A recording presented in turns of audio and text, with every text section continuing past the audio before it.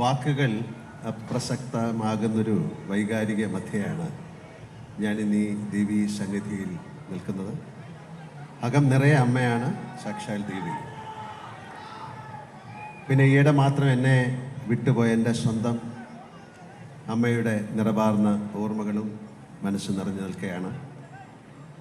എൻ്റെ അമ്മ ശ്രീ ആറ്റുകാൽ ദേവിയുടെ കരതീർന്ന ഒരു ഭക്തയായിരുന്നു. ജീവിച്ചിരുന്നെങ്കിൽ ഇന്ന് ഏറ്റവും സന്തോഷിക്കുക അമ്മയായിരിക്കുമെന്ന് എനിക്ക് ഉറപ്പുണ്ട്. എത്രയോ വർഷങ്ങൾ അമ്മ പൊങ്കാല സമർപ്പിച്ചു. ഏറെ ആരാധിക്കുന്ന ആറ്റുകാൽ അമ്മയുടെ തിരുമുറ്റത്ത് ഈ ചടങ്ങിൽ നിൽക്കുന്നത് സുഹൃതമായി തന്നെ അമ്മ കണക്കാക്കുമായിരുന്നു. നമ്മൾ തിരുവനന്തപുരത്തുകാർക്ക് ആറ്റുകാൽ ഒരു വികാരമാണ്.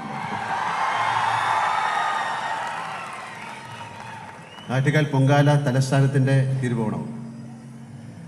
ഏതൊരു തിരുവനന്തപുരത്തുകാരനെ പോലെയും എൻ്റെ കൗമാരവും ആറ്റുകാൽ അമ്പല ദർശനവും പൊങ്കാല അനുഭവമായി നിറഞ്ഞു നിൽക്കുന്നുണ്ട്. എൻ്റെ കുട്ടിക്കാലത്തെ ഓർമ്മകളിൽ അന്ന് ആറ്റുകാൽ ക്ഷേത്രം ഇത്രയും വികസിച്ചിട്ടില്ല. തിരുമുറ്റത്തിൽ ക്ഷേത്രത്തിന് ചുറ്റുവട്ടത്തിൻ്റെ വിസ്തീർണമേ ഉള്ളൂ. തൊട്ടുവശത്തുള്ള ദേവി കല്യാണ മണ്ഡപം പോലും പിന്നീടാണ് വരുന്നത്. ആദ്യം അതായിരുന്നു വാഹനങ്ങൾ നിർത്താനുള്ള ഇടം എന്നാണ് ഞാൻ ഓർക്കുന്നത്. ബാക്കി ചുറ്റുപാടും വയലുകളായിരുന്നു. പൊങ്കാല ദിവസമാകുമ്പോൾ ഈ ചുറ്റുപാട് മുഴുവൻ അടുപ്പുകളും ഭക്തരുമാകും. മുടവൻ മുകളിൽ താമസിച്ചിരുന്ന ഞങ്ങൾ പൂജപ്പുരയിലൂടെയും കരമനയിലൂടെയും ആറ്റുകാലിലേക്ക് പോയിരുന്ന വിളക്ക് കെട്ട് ഘോഷയാത്രകൾ ഞങ്ങൾക്കതൊരു ഉത്സവമായിരുന്നു.